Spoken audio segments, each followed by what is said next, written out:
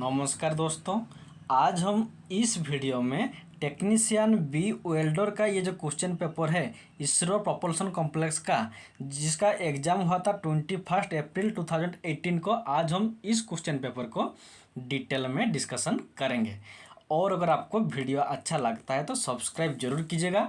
तो देखो आज का वीडियो हम शुरू करते हैं क्वेश्चन नंबर 1 से। क्वेश्चन नंबर 1 क्या है? देखो क्वेश्चन नंबर 1 है, इन case of arc welding the flux. जो आर्क वेल्डिंग होता है उसमें ये जो फ्लक्स होता है वो पाउडर की फॉर्म में रहता है, या इलेक्ट्रोड में कोटिंग होकर रहता है, या फ्लक्स का यूज ही नहीं होता है आर्क वेल्डिंग में, या none of the above.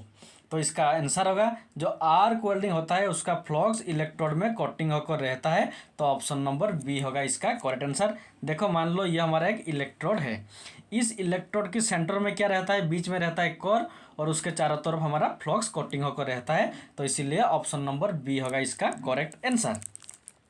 Then देखो नेक्स्ट क्वेश्चन। नेक्स्ट क्वेश्चन है, metallurgical structure of parent metal is altered by. देखो इधर एक वेल्डिंग प्रोसेस है, दूसरा ब्रेजिंग प्रोसेस है, तीसरा सोल्डरिंग प्रोसेस है। इनमें से कौन सा प्रोसेस में जो पेरेंट मेटल होता है उसका मेटालॉजिकल स्ट्रक्चर ऑल्टर्ड होता है, मीन्स चेंज होता है?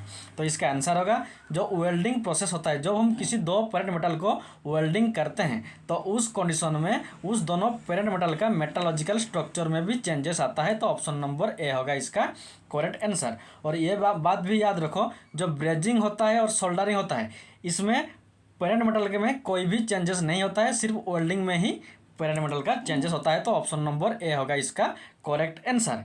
देन देखो नेक्स्ट क्वेश्चन क्या है। नेक्स्ट क्वेश्चन है, which one of the following metal है द बेस्ट वेल्डेबिलिटी। देखो एक है कार्बन स्टील, दूसरा है आयरन, तीसरा है स्टेनलेस स्टील, चौथा है कास्ट आयरन।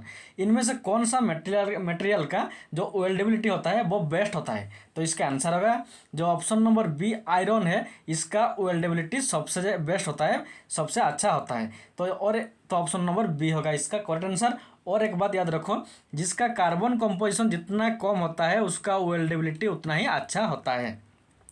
तो इस क्वेश्चन का आंसर ऑप्शन नंबर बी होगा इसका करेक्ट आंसर। देन देखो नेक्स्ट क्वेश्चन क्या है। नेक्स्ट क्वेश्चन है, which one of the following is an example of fusion welding. इनमें से कौन सा वेल्डिंग एक फ्यूजन वेल्डिंग का एग्जाम्पल है?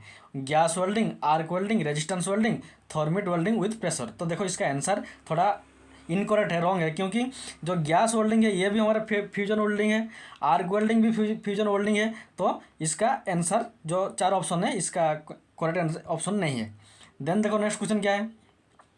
नेक्स्ट क्वेश्चन है, देखो नेक्स्ट क्वेश्चन है, penetration of fuse, penetration of fusion weld is the ratio of. देखो पहले देखो पेनिट्रेशन हम किसे कहते हैं? जब हम वेल्डिंग करते हैं दो मेटल को, जब हम वेल्डिंग करते हैं तो अब क्या होता है, मान लो इधर हम वेल्डिंग करते हैं इस दो मेटल को, तो जितने अंदर तक आता है इसको ही हम पेनिट्रेशन कहते हैं।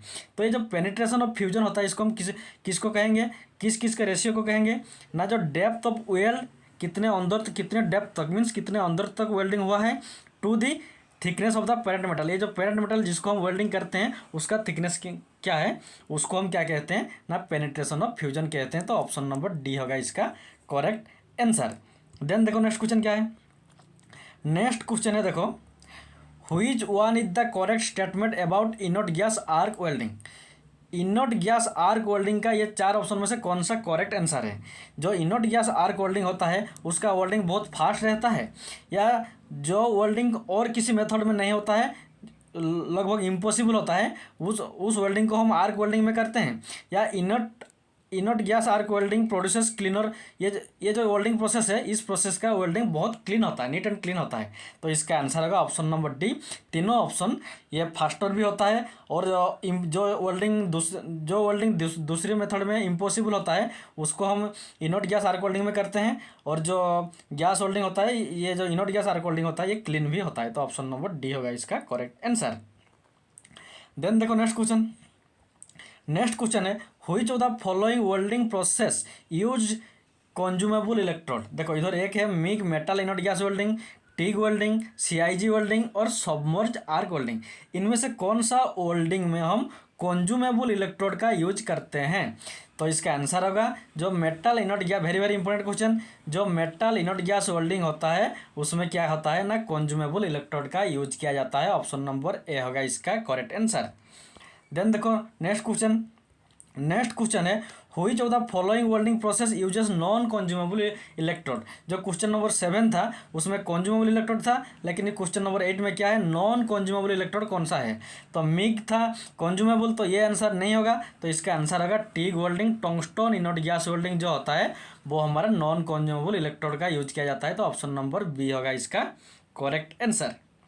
देन देखो नेक्स्ट क्वेश्चन नंबर 9 क्या है।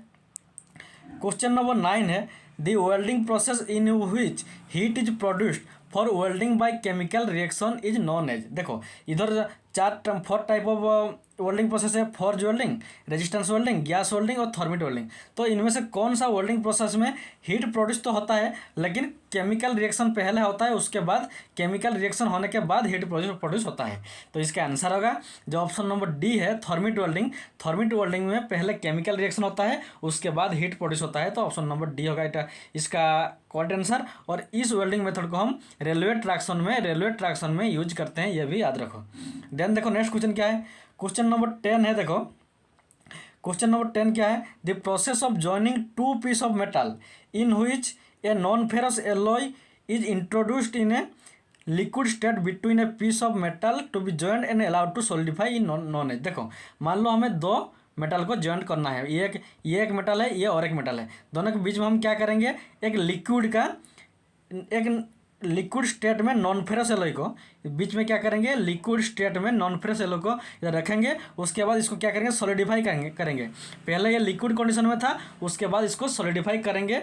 तो इस मेथड को हम क्या कहते हैं, वेल्डिंग कहते हैं, सोल्डरिंग कहते हैं, ब्राजिंग कहते हैं या लेंसिंग कहते हैं। तो इसका आंसर होगा ये जो मेथड है इसको हम ब्रेजिंग कहते हैं। ब्रेजिंग में क्या होता है, दो मेटल रहता है, दोनों के बीच में एक लिक्विड को रखा जाता है, और वो जो लिक्विड होता है वो जब सॉलिड में होता है तो अब ये जॉइंट में कन्वर्ट होता है। तो इसलिए ऑप्शन नंबर सी होगा इसका करेक्ट आंसर। देन देखो next question number 11। Question number 11 क्या है, देखो क्वेश्चन नंबर 11 है for welding heavy part such as truck, broken motor casting connection rod etcetera welding process is general है। देखो जब हमें हैवी पार्ट का वेल्डिंग करना होता है, जैसे कि ट्रक में वेल्डिंग करते हैं, तो उस कंडीशन में हम कौन सा टाइप ऑफ वेल्डिंग का यूज करते हैं हैवी पार्ट के वेल्डिंग के लिए। रेजिस्टेंस वेल्डिंग को यूज करते हैं, गैस वेल्डिंग को यूज करते हैं या थर्मिट वेल्डिंग को या स्पॉट वेल्डिंग को। तो इसका आंसर होगा जो स्पॉट वेल्डिंग होता है, ऑप्शन नंबर सी, जो थर्मिट वेल्डिंग होता है, ऑप्शन नंबर सी, जो थर्मिट वेल्डिंग होता है इसको हम हैवी पार्ट के वेल्डिंग के लिए यूज करते हैं। तो ऑप्शन नंबर सी होगा इसका करेक्ट आंसर। देन देखो नेक्स्ट क्वेश्चन क्या है। Next question option number 12। देखो नेक्स्ट क्वेश्चन है for micro welding application the most suitable welding technique is. देखो जब हमें micro means very small micro welding करते हैं, तो उस कंडीशन में हम कौन सा टाइप ऑफ वेल्डिंग का यूज करते हैं, इलेक्ट्रॉन बीम वेल्डिंग को यूज करते हैं या लेजर वेल्डिंग को यूज करते हैं या थर्मिट वेल्डिंग को या आर्क वेल्डिंग को। तो इसका आंसर होगा जब हमें माइक्रो वेल्डिंग करना होता है तो उस कंडीशन में हम लेजर वेल्डिंग का यूज करते हैं। तो ऑप्शन नंबर बी होगा इसका करेक्ट आंसर। देन देखो नेक्स्ट क्वेश्चन क्या है। नेक्स्ट क्वेश्चन है, देखो question number 13 inadequate penetration in case of welding operation will lead to. देखो मान लो हम दो पार्ट को हम क्या करेंगे, वेल्डिंग करेंगे, जिससे ये दोनों जॉइंट होगा, लेकिन जितना अंदर तक वेल्डिंग होना चाहिए, मीन्स इसका पेनिट्रेशन जितना होना चाहिए, अगर उससे कम होता है तो उस कंडीशन में ये जो वेल्ड मेटल इसमें क्या डिफेक्ट बन सकता है, क्रैक हो सकता है या कोरोजन हो सकता है या डिफ्यूजन हो सकता है या अंडरकटिंग हो सकता है। अगर पेनिट्रेशन इनएडिक्वेट रहता है तो उस कंडीशन में क्रैक हो सकता है, मीन्स दरार हो सकता है। तो ऑप्शन नंबर ए होगा इसका करेक्ट आंसर। देन देखो नेक्स्ट क्वेश्चन नंबर 14 क्या है।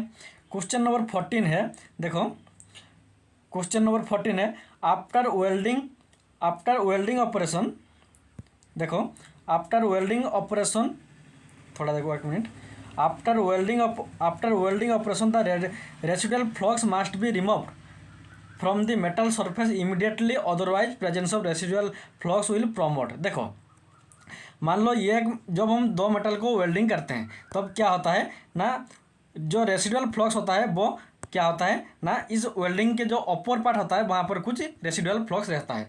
तो वेल्डिंग खत्म होने के बाद इमीडिएटली क्या करते हैं, हम उस रेसिडुअल फ्लक्स को क्या करते हैं, रिमूव करते हैं। अगर हम रिमूव नहीं करेंगे, उससे जो रेसिडुअल पार्ट होता है उसको हम नहीं निकालेंगे, तो अब क्या होगा, क्रैक होगा या कोरोजन होगा या डिफ्यूजन होगा या अंडर कोटिंग होगा। तो इसका आंसर होगा, अगर उस रेसिडुअल फ्लक्स को हम जितना जल्दी हो सके इमीडिएटली नहीं निकालेंगे, तब क्या होता है ना, वो उस जॉइंट को कोरोजन कर सकता है। तो ऑप्शन नंबर बी होगा इसका करेक्ट आंसर।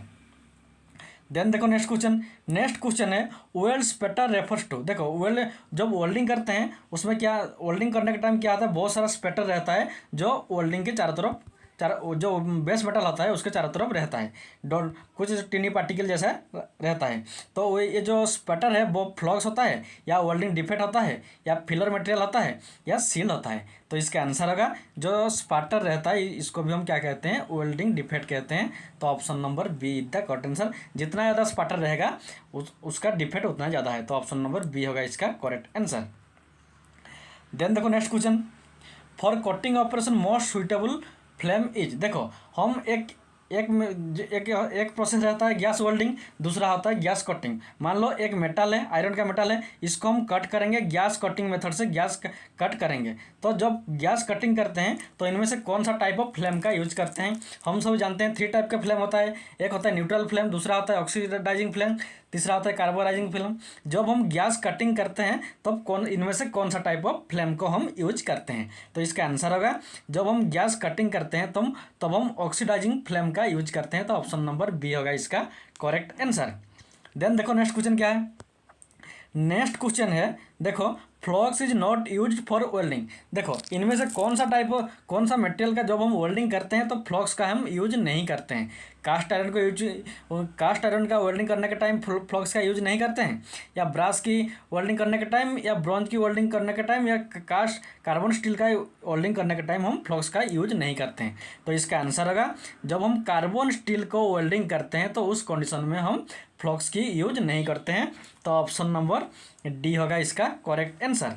देन देखो नेक्स्ट क्वेश्चन क्या है, नेक्स्ट क्वेश्चन है देखो black colour is usually painted on. Very very important question, बहुत आसान सा क्वेश्चन है लेकिन बहुत एग्जाम में आता है। तो देखो ये जो black colour is usually painted हो, हम एसिटिलीन सिलेंडर में ब्लैक कलर के एसिटिलीन सिलेंडर को ब्लैक कलर में पेंटिंग करते हैं, या ऑक्सीजन सिलेंडर को ब्लैक कलर में पेंटिंग करते हैं, या हाइड्रोजन सिलेंडर को, या नाइट्रोजन सिलेंडर को। तो इसका आंसर होगा जो हमारा ऑक्सीजन सिलेंडर होता है इसको हम ब्लैक कलर से पेंटिंग करते हैं। तो ऑप्शन नंबर बी होगा इसका करेक्ट आंसर। और अगर एसिटिलीन होता तो एसिटिलीन सिलेंडर को हम मैरून कलर से पेंटिंग करते हैं। तो ये बात भी याद रखना होगा आपको। देन देखो नेक्स्ट क्वेश्चन है in arc welding the arc length should be approximately equal to. देखो जब हम आर्क वेल्डिंग करते हैं तो आर्क का जो लेंथ होता है, आर्क लेंथ होता है, उसका लेंथ कितना होना चाहिए। जो इलेक्ट्रोड का डायमीटर होता है उसका 2 टाइम होना चाहिए, या इलेक्ट्रोड के डायमीटर की 1.5 टाइम होना चाहिए, या इलेक्ट्रोड का डायमीटर जितना उतना ही रहना चाहिए, या डायमीटर का हाफ होना चाहिए। तो इसका आंसर होगा जब हम आर्क वेल्डिंग करते हैं तो उस टाइम आर्क लेंथ होता है उसका वैल्यू हमारा इलेक्ट्रोड रॉड का जो डायमीटर होता है उसके बराबर होना चाहिए। ऑप्शन नंबर सी होगा इसका करेक्ट आंसर। देन देखो नेक्स्ट क्वेश्चन नंबर 20 क्या है, in brazing the melting point of the filler metal should be. देखो जब हम, एक होता है वेल्डिंग, दूसरा होता है सोल्डरिंग, तीसरा होता है ब्राजिंग। तो जब हम ब्राजिंग करते हैं तो फिलर मेटल का जो मेल्टिंग पॉइंट होता है वो कितना रहता है। तो इस कंडीशन में उसका मेल्टिंग पॉइंट रहता है above 420 degree centigrade. Option number C होगा इसका correct answer. Very very important question, brazing में मेल्टिंग पॉइंट कितना होता है 420 डिग्री सेंटीग्रेड। देन देखो नेक्स्ट क्वेश्चन है देखो which of the following property is considered for controlling the porosity of a metal. देखो किसी भी मेटल का जो पोरोसिटी होता है उसको कंट्रोल करने के लिए हम इनमें से कौन सा प्रॉपर्टी को यूज करते हैं, कौन सा प्रॉपर्टी होना चाहिए पोरोसिटी को कंट्रोल करने के लिए। Solid solubility, liquid solubility, gas solubility, या flame solubility. Very very important question. जब हमें पोरोसिटी को कंट्रोल करना होता है तब हम क्या करते हैं, ये जो प्रॉपर्टी है गैस सॉल्युबिलिटी, ये दिस इज द प्रॉपर्टी हो, ये जो प्रॉपर्टी है इसी प्रॉपर्टी कंट्रोल करता है पर किसी मेटल का पोरोसिटी को। तो ऑप्शन नंबर सी होगा इसका करेक्ट आंसर। देन देखो नेक्स्ट क्वेश्चन है which of the following is not a type of arc welding. इनमें से कौन सा ये चार ऑप्शन है, इनमें से कौन सा टाइप ऑफ वेल्डिंग को हम आर्क वेल्डिंग नहीं कहते हैं। प्लाज्मा आर्क वेल्डिंग तो होता है, तो ये ऑप्शन नहीं होगा। इलेक्ट्रोस्लैग आर्क वेल्डिंग होता है, सबमर्ज आर्क वेल्डिंग होता है। तो जो एआर एसिटिलीन होता है, ऐसा कोई कुछ भी आर्क वेल्डिंग नहीं होता है। तो ऑप्शन नंबर डी होगा इसका करेक्ट आंसर। देन देखो क्वेश्चन नंबर 23 क्या है, देखो which of the following metal are not suited for cold welding. इनमें से कौन सा मेटल को हम कोल्ड वेल्डिंग में वेल्डिंग नहीं कर सकते हैं, ब्रास को, स्टील को, सिल्वर को या गोल्ड को। तो इसका आंसर होगा जो स्टील होता है, ऑप्शन नंबर बी, जो स्टील होता है इसको कोल्ड वेल्डिंग मेथड में हम वेल्डिंग नहीं कर सकते हैं। देन देखो नेक्स्ट क्वेश्चन 24। क्वेश्चन नंबर 24 है what is the cross sectional shape of the thermoplastic welding rod. देखो जो थर्मोप्लास्टिक वेल्डिंग मेथड होता है, उसका जो थर्मोप्लास्टिक वेल्डिंग रॉड होता है, उसका क्रॉस सेक्शनल जो उस रॉड का क्रॉस सेक्शनल शेप क्या होता है। ट्रायंगुलर होता है, हेक्सागोनल होता है, स्क्वायर होता है या पेंटागोनल होता है। Very very important question. Thermoplastic welding rod का जो क्रॉस सेक्शनल शेप होता है वो ट्रायंगुलर होता है। ऑप्शन नंबर ए होगा इसका करेक्ट आंसर। ये क्वेश्चन को याद रखना होगा। देन देखो क्वेश्चन नंबर 25 क्या है, देखो 25 है which of the following factor does the weldability not depend. इनमें से कौन सा फैक्टर के लिए जो किसी मेटल का जो वेल्डेबिलिटी होता है वो डिपेंड नहीं करता है। बॉइलिंग पॉइंट पर डिपेंड नहीं करता है, मेल्टिंग पॉइंट पर, थर्मल कंडक्टिविटी या थर्मल एक्सपेंशन। तो इसका आंसर होगा जो बॉइलिंग पॉइंट होता है, किसी भी मेटल का जो बॉइलिंग पॉइंट होता है उस पर उस मेटल का वेल्डेबिलिटी डिपेंड नहीं करता है। तो ऑप्शन नंबर ए होगा इसका करेक्ट आंसर। मेल्टिंग पॉइंट पर डिपेंड करता है, थर्मल एक्सपेंशन पर भी डिपेंड करता है और थर्मल कंडक्टिविटी पर भी वेल्डेबिलिटी डिपेंड करता है, लेकिन बॉइलिंग पॉइंट पर वेल्डेबिलिटी डिपेंड नहीं करता है।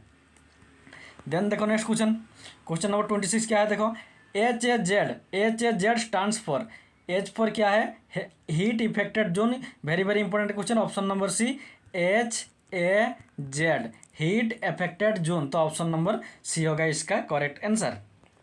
देन देखो नेक्स्ट क्वेश्चन है material having high thermal conductivity are to melt dash. देखो अगर किसी भी मेटल का अगर कंडक्टिविटी हाई रहता है तो उसका जो वेल्डिंग जब करना होता है वो डिफ़िकल्ट होता है या इजी होता है या मॉडरेट होता है या नॉन ऑफ द अबव। तो इसका आंसर होगा हाई कंडक्टिविटी मटेरियल को जब हम वेल्डिंग करते हैं वो बहुत ज़्यादा डिफिकल्ट रहता है, क्योंकि मान लो एक मेटल है, इसको हम वेल्डिंग करेंगे तो जो इसका हीट है, अगर हीट इसी प्लेस में रहेगा तब जाकर ये फ्यूजन होगा। अगर ये हाई थर्मल कंडक्टिविटी रहता है तो उसमें क्या होता है ना, ये हीट सडनली चारों तरफ फैलेगा, तो जिससे क्या होता है ना इधर फ्यूजन होने में थोड़ा टाइम लगता है, तो इसलिए डिफ़िकल्ट होता है हाई थर्मल कंडक्टिविटी मटेरियल को वेल्ड करने के लिए। देन देखो question number 28 what is the order of temperature of heat produced in electric arc furnace. Electric arc furnace का जो टेम्परेचर प्रोड्यूस करता है वो कितना होता है। तो इसका आंसर होगा ऑप्शन नंबर डी 6000 से लेकर 7000 डिग्री सेंटीग्रेड तक हीट प्रोड्यूस होता है। कहाँ पर, इलेक्ट्रिक आर्क फर्नेस में। ऑप्शन नंबर डी होगा इसका करेक्ट आंसर।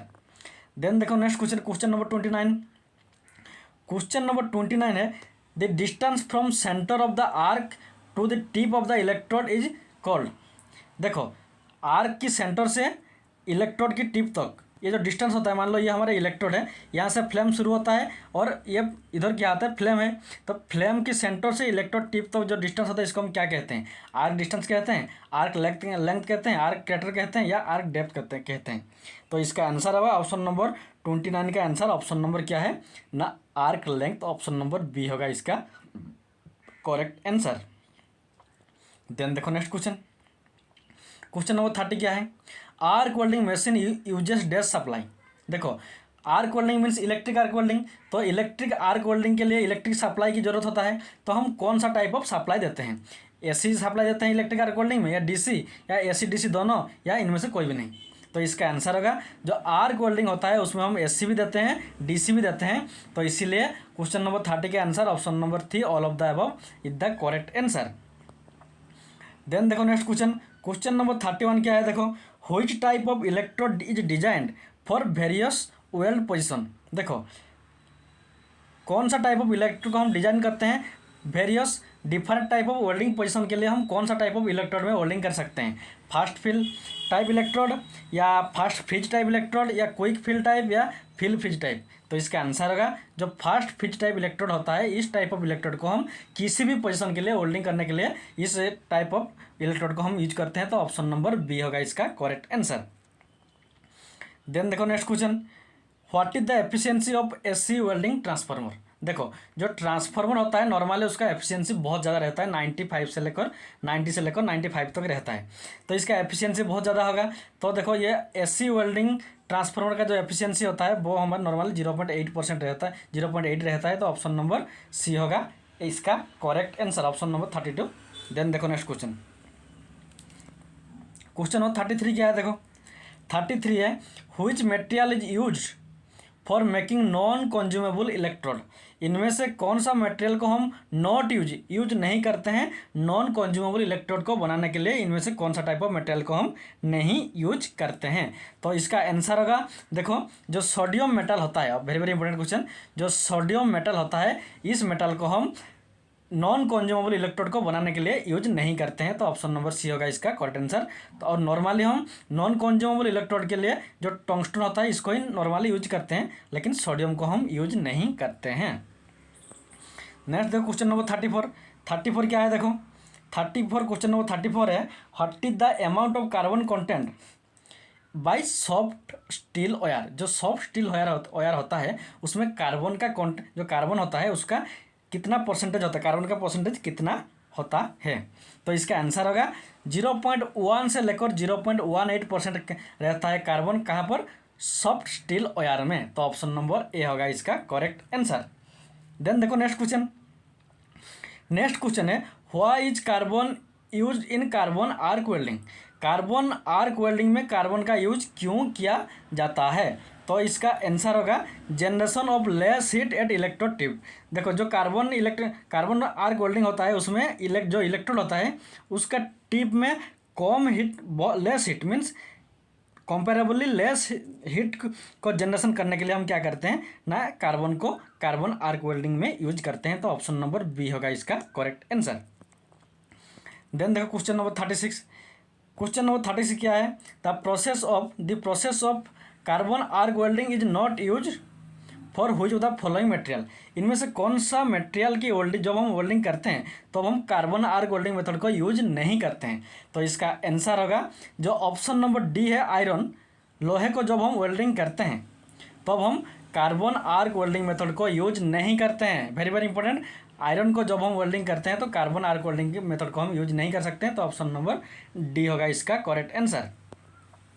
देन देखो नेक्स्ट क्वेश्चन है, देखो what is the temperature of positive electrode in arc welding method. जो मेटल आर्क वेल्डिंग मेथड होता है इसमें इसका जो पॉजिटिव इलेक्ट्रोड होता है उसका टेम्परेचर कितना रहता है। तो इसका आंसर होगा 2600 डिग्री सेंटीग्रेड टेम्परेचर रहता है पॉजिटिव इलेक्ट्रोड में, कहाँ पर, किसका ना, जो मेटल आर्क वेल्डिंग होता है। तो ऑप्शन नंबर डी होगा इसका करेक्ट आंसर। देन देखो next question, how the metal to be welded after connected to each other in spot welding. देखो जो स्पॉट वेल्डिंग होता है, स्पॉट वेल्डिंग एक रेजिस्टेंस वेल्डिंग का पार्ट होता है। तो ये स्पॉट वेल्डिंग होता है, इसमें जब हम दो मेटल को जॉइंट करते हैं, मान लो ये एक मेटल है, ये और एक मेटल है, जब हम दो मेटल को जॉइंट करते हैं कौन सा वेल्डिंग मेथड में, स्पॉट वेल्डिंग मेथड में, तो हम इलेक्ट्रिक कॉन्टैक्ट मेथड से वेल्डिंग करते हैं या मैग्नेटिक फील्ड का मेथड में वेल्डिंग करते हैं या मैकेनिकल प्रेशर से या डायरेक्ट करंट से। तो इसका आंसर होगा जब हम स्पॉट वेल्डिंग करते हैं तब क्या होता है ना, पहले हम क्या कर, मान लो ये एक हम मेटल है, इसके ऊपर हम क्या करेंगे, इलेक्ट्रोड लाएंगे, उसके बाद करंट फ्लो करेंगे तो इसमें कुछ रेजिस्टेंस होगा, तो हीट होगा, हीट होने के बाद यहाँ पर क्या होगा, थोड़ा एक मेल्ट होगा, थोड़ा फ्यूजन होगा, तो उसके बाद ऊपर से क्या करते हैं, प्रेशर देते हैं। जब प्रेशर होता है तो तो अब क्या होता है, दोनों आपस में जॉइंट होते हैं, तो उसको इसीलिए ऑप्शन नंबर सी होगा मैकेनिकल प्रेशर। वो स्पॉट वेल्डिंग में हम मैकेनिकल प्रेशर के यूज करके हम जॉइंट करते हैं, तो ऑप्शन नंबर सी होगा इसका करेक्ट आंसर। देन देखो नेक्स्ट क्वेश्चन क्या है, क्वेश्चन नंबर 39 है, हुई of the following is not a type of diffusion welding. इनमें से कौन सा, ये 4 ऑप्शन है, इनमें से कौन सा वेल्डिंग एक डिफ्यूजन वेल्डिंग का टाइप नहीं है। Gas pressure welding, vacuum fusion welding, electric fusion welding, और तीसरा है यूटेक्टोइड फ्यूजन वेल्डिंग। तो इसका आंसर होगा, देखो इसका आंसर होगा ऑप्शन नंबर डी, जो यूटेक्टोइड फ्यूजन वेल्डिंग होता है ये हमारा डिफ्यूजन वेल्डिंग का एक टाइप नहीं होता है, तो ऑप्शन नंबर डी है इसका करेक्ट आंसर। देन देखो नेक्स्ट क्वेश्चन है what is the minimum frequency used in ultrasonic welding. देखो जो अल्ट्रासोनिक वेल्डिंग होता है यहाँ पर हम हाई फ्रीक्वेंसी का यूज करते हैं। इस टाइप ऑफ वेल्डिंग के लिए हम अल्ट्रासोनिक टाइप वेल्डिंग के लिए हम हाई फ्रीक्वेंसी का यूज करते हैं। तो इसका मिनिमम फ्रीक्वेंसी कितना होना चाहिए, वेरी वेरी इंपॉर्टेंट क्वेश्चन। तो इसका मिनिमम फ्रीक्वेंसी 20,000 हर्ज या 20 kilo hertz, 20 kilo hertz frequency होना चाहिए। कौन सा टाइप ऑफ वेल्डिंग के लिए, अल्ट्रासोनिक वेल्डिंग के लिए, तो ऑप्शन नंबर बी होगा इसका करेक्ट आंसर। देन देखो नेक्स्ट क्वेश्चन है what is the number of opening available in cutting torch use in oxy cutting process. जो ऑक्सीजन कटिंग प्रोसेस होता है उसमें कितना नंबर ऑफ ओपनिंग, जो torch oxygen cutting torch process का जो कटिंग टॉर्च होता है उसमें कितना ओपनिंग रहता है। तो इसका आंसर होगा ऑप्शन नंबर 41 में, जो इसमें 7 opening, very very important question, 7 opening. जब गैस ऑक्सीजन कटिंग प्रोसेस होता है उसका जो कटिंग टॉर्च है उसमें 7 ओपनिंग रहता है, तो ऑप्शन नंबर डी होगा इसका करेक्ट आंसर। देन देखो क्वेश्चन नंबर 42 क्या है, 42 है which of the following method can not be use for welding carbon steel. इनमें से कौन, इधर 4 ऑप्शन है, इनमें से कौन सा टाइप ऑफ वेल्डिंग प्रोसेस को हम कार्बन स्टील के वेल्डिंग के लिए यूज नहीं कर सकते हैं। तो इसका आंसर होगा जो अल्ट्रासोनिक वेल्डिंग होता है जिसको हम हाई फ्रीक्वेंसी में यूज करते हैं, जिसका मिनिमम फ्रीक्वेंसी 20 किलो हर्ज होना चाहिए। इस वेल्डिंग प्रोसेस को हम कार्बन स्टील को वेल्डिंग करने के लिए नहीं यूज कर सकते, तो ऑप्शन नंबर सी होगा इसका करेक्ट आंसर। देन देखो नेक्स्ट क्वेश्चन है which among the following method is the best suited for stainless steel. इनमें से कौन सा मेथड में हम स्टेनलेस स्टील का वेल्डिंग कर सकते हैं, मीन्स बेस्ट मेथड होता है स्टेनलेस स्टील का वेल्डिंग के लिए, बेस्ट मेथड होता है। तो इसका आंसर होगा जो इलेक्ट्रिक बोट वेल्डिंग मेथड होता है, जो इलेक्ट्रिक बोट वेल्डिंग मेथड होता है। अगर हम इस मेथड में स्टेनलेस स्टील को वेल्डिंग करेंगे तो यह बेस्ट मेथड होगा, तो इसलिए ऑप्शन नंबर ए होगा इसका करेक्ट आंसर। देन देखो नेक्स्ट क्वेश्चन नंबर 44 क्या है, क्वेश्चन नंबर 44 है stainless steel are annealed at what temperature.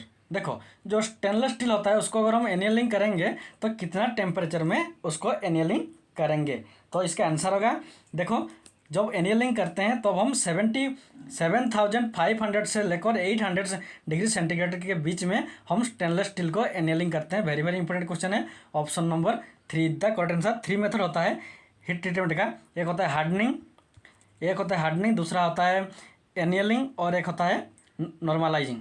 तो इसलिए जो इधर जो है एनियलिंग, इसके लिए टेम्परेचर कितना होना चाहिए, 750 डिग्री से लेकर 800 के बीच में रहना चाहिए, ऑप्शन नंबर सी होगा इसका correct answer.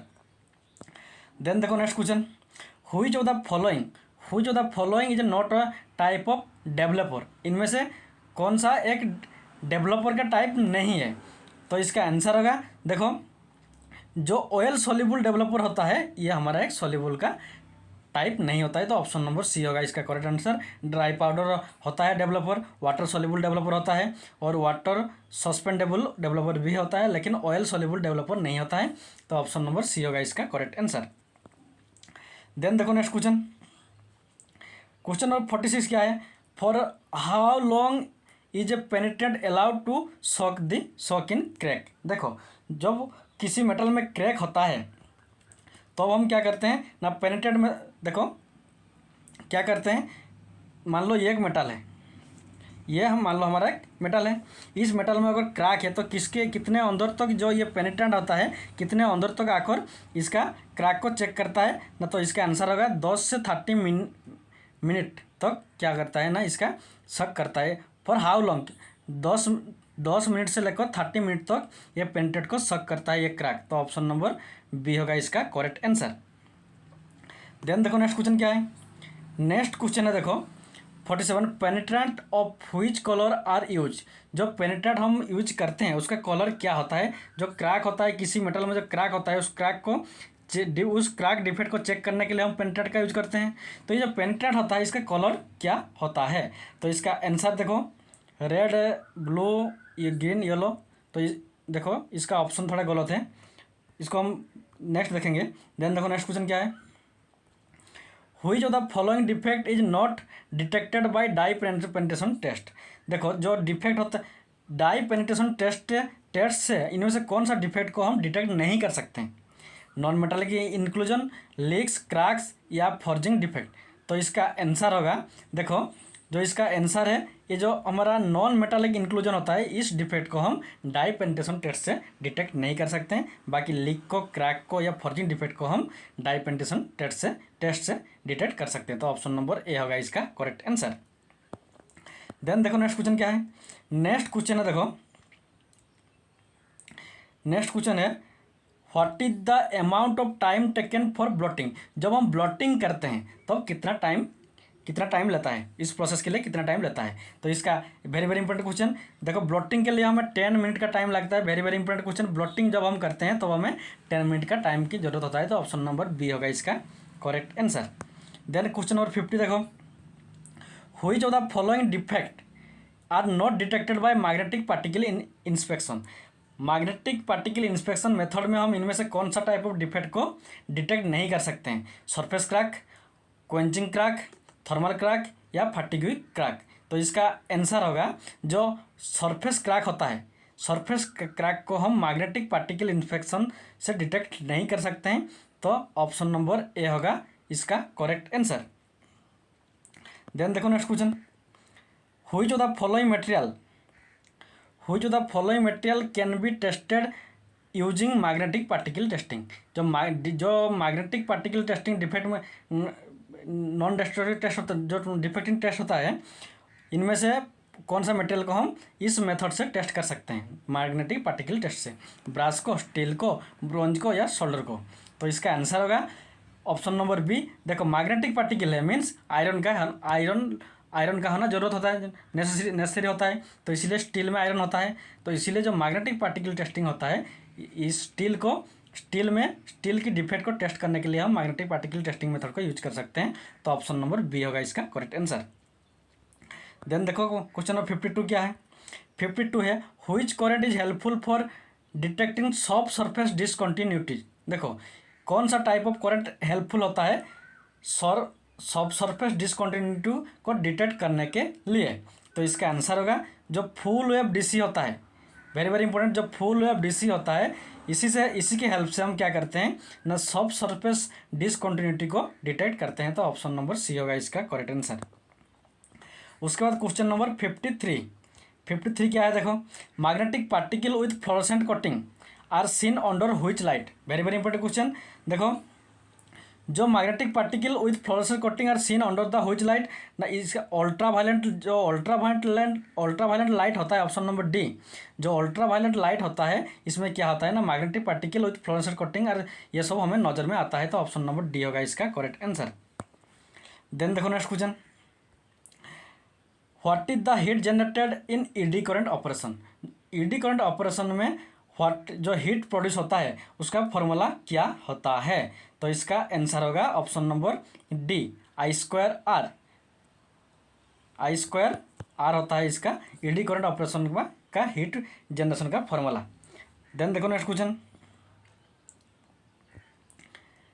For measuring glue line thickness between aluminium sheets what should be the thickness of A sheet. तो इसका आंसर क्या होगा देखो क्वेश्चन नंबर 55। तो इसका आंसर होगा 1.6 millimetre. Very very important question for measuring glue line thickness between aluminium sheet. दो aluminium sheet के बीच में जो ग्लू लाइन होता है उसका थिकनेस कितना होना चाहिए 1.6 मिलीमीटर होना चाहिए। ऑप्शन नंबर सी होगा इसका correct answer. Then question number 56 देखो the film produced by an x-ray is called a. देखो, एक्सरे से जो फिल्म बन प्रोड्यूस होता है उसको हम क्या कहते हैं? उसको हम एक्जोग्राफ कहते हैं, एक्सोग्राफ भी कहते हैं। ऑप्शन नंबर बी होगा इसका करेक्ट आंसर। उसके बाद क्वेश्चन नंबर 57 देखो, what is the melting point of pure iron? जो प्योर आयरन होता है उसका मेल्टिंग पॉइंट कितना होता है? तो इसका आंसर होगा 1535 डिग्री सेंटीग्रेड होता है प्योर आयरन का melting point. Option number B होगा इसका करेक्ट आंसर। उसके बाद next question, which iron is formed when the melt is frozen? जब जो मेल्ट था, मेल्ट जब फ्रोज मीन्स सॉलिडिफाई होता है तब कौन सा आयरन का बनता है? तो इसका आंसर होगा 58। देखो, इसका आंसर होगा डेल्टा। जब मेल्ट कंडीशन से फ्रोजन होता है मीन्स सॉलिड होता है उसको हम डेल्टा कहते हैं, मीन्स लिक्विड से सॉलिड होता है उसको डेल्टा कहते हैं। उसके बाद 59 देखो, 59 और 62 क्वेश्चन, लास्ट 2 क्वेश्चन देखो। 59 क्या है? What is the kind of lattice in gamma iron? Gamma iron का what is the kind of lattice? ये कौन सा लैटिस है गामा आयरन का? गामा आयरन में कौन सा टाइप ऑफ लैटिस होता है? तो इसका आंसर होगा ऑप्शन नंबर है face centred cubic type lattice होता है गामा आयरन में। ऑप्शन नंबर ए होगा इसका करेक्ट आंसर। और जो लास्ट क्वेश्चन है देखो, alpha iron exist only in dash condition? जो अल्फा आयरन होता है वो कौन सी कंडीशन में एग्जिस्ट होता है? तो इसका आंसर होगा सिर्फ रूम टेम्परेचर में ही अल्फा आयरन एग्जिस्ट होता है। तो ऑप्शन नंबर बी होगा इसका करेक्ट आंसर। तो आज के लिए इतना ही। यह था हमारा इसरो प्रोपल्शन कॉम्प्लेक्स सेंटर का क्वेश्चन पेपर 2018 का एग्जाम हुआ था। और अगर आपको वीडियो अच्छा लगता है तो सब्सक्राइब जरूर कीजिएगा। Thanks for watching.